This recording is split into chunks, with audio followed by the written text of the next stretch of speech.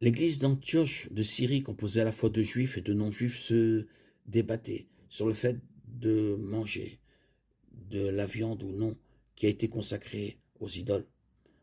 Acte 15. Le concile de Jérusalem régla la question en exhortant les convertis et les non-juifs à s'abstenir de la viande sacrifiée aux idoles. Acte 15, 29. Et cette décision ne fut pas prise pour promouvoir le légalisme, mais pour maintenir la paix au sein de l'Église, puisque la consommation de viande sacrifiée aux idoles était source de division et risquait de scandaliser les autres croyants. L'abstinence était opportune.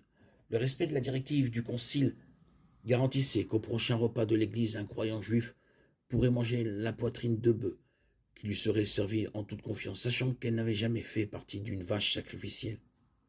Et le croyant non juif ne pouvait pas être accusé de participer à l'adoration des idoles.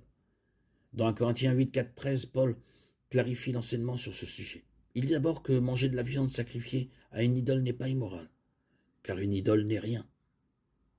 Une idole est un objet inanimé. La nourriture, dit-il, ne nous rapproche pas de Dieu. Nous ne sommes pas plus mauvais si nous n'en mangeons pas, et nous ne sommes pas meilleurs si nous en mangeons.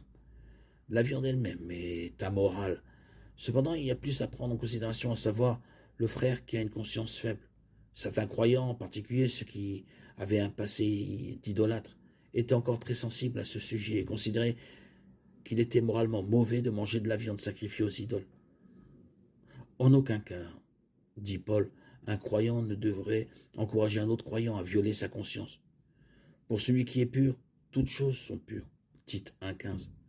Mais pour celui qui a une conscience faible, la viande prise dans les temples païens était spirituellement souillée. Il serait préférable de ne plus jamais manger de viande plutôt que d'amener un croyant à pécher contre sa conscience. Dans 1 Corinthiens 10, 25, 32, Paul souligne à nouveau la liberté du croyant et ce qui devrait limiter cette liberté. Si vous achetez de la viande pour votre propre consommation, ne vous renseignez pas sur sa provenance, peu importe qu'elle ait été sacrifiée à une idole ou non. La terre est à l'Éternel avec tout ce qu'elle renferme. Psaume 24, 1.